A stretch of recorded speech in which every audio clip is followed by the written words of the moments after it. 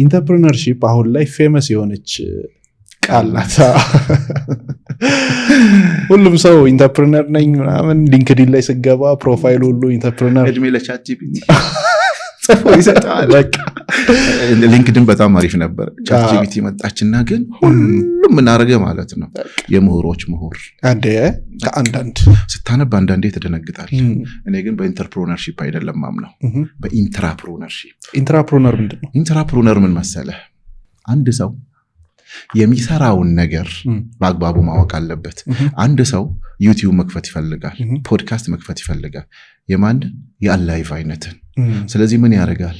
አብርሃም ጋር ይመጣና በነፃ አገልግሎት ይሰጣል ከመክፈቱ በፊት።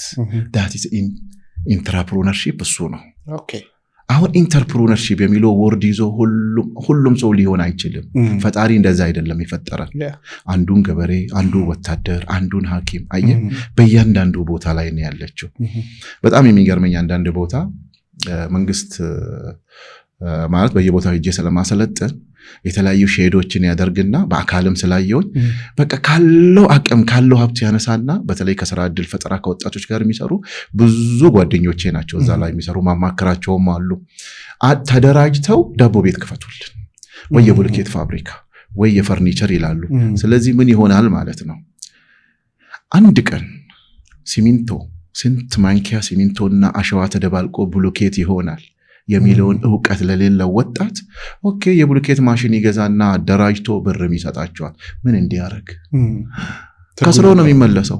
ተከፋፍሎ ብሩንም ካልቻለ ማሽኑ መዛ ተበላሽቶ መሆን ያለበት የትኛው መሰለ?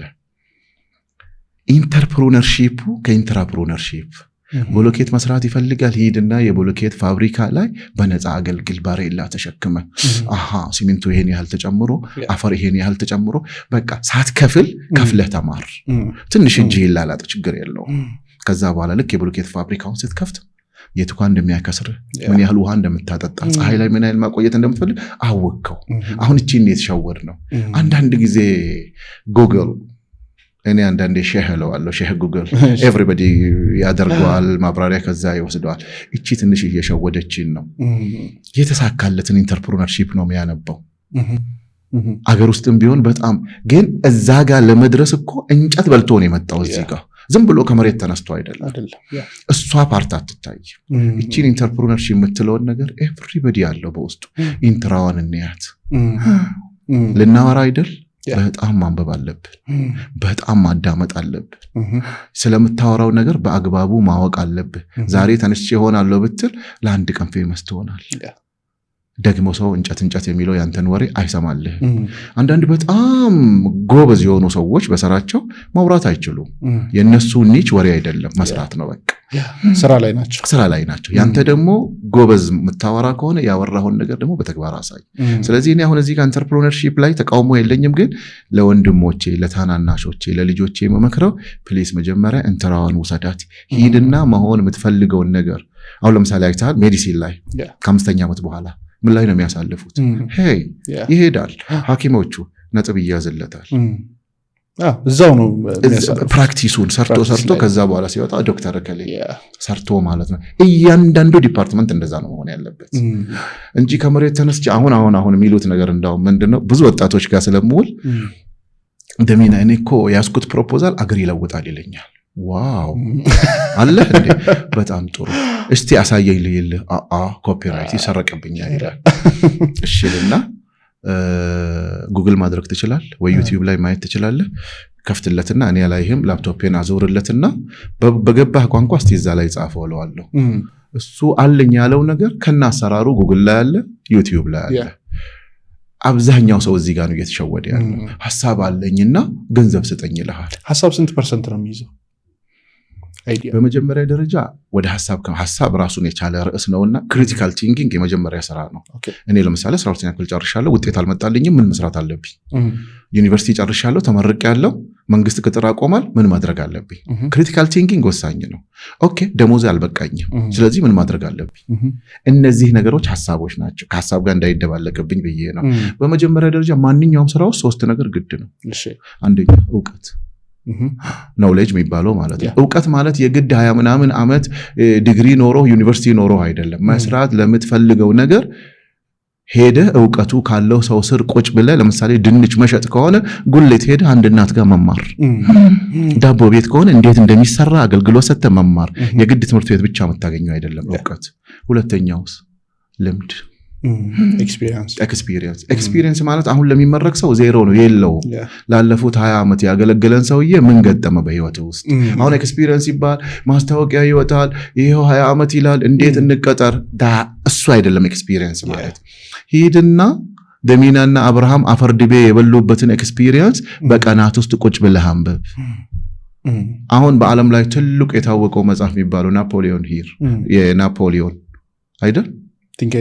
ቲንክ ኤንድ ግሮው ሪች። እሱ ፌመስ የሆነው እኮ እቺ ናት እኮ የእውቀቱ ባልተቤት ጠይቅ። በመንፈስም በእስልምና እንደዛ ነው። አንድ ኩንታል ስንት ዳቦ ይሆናል? የእውቀቱን ባለቤት ጠይቅ ነው የሚለው።